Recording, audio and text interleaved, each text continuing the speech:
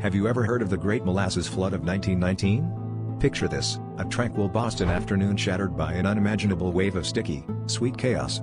A storage tank containing over 2 million gallons of molasses suddenly burst, sending a 25-foot-high tsunami of the viscous liquid barreling through the north end at 35 miles per hour. Buildings crumbled, horses were trapped, and people were swept off their feet, some never to rise again.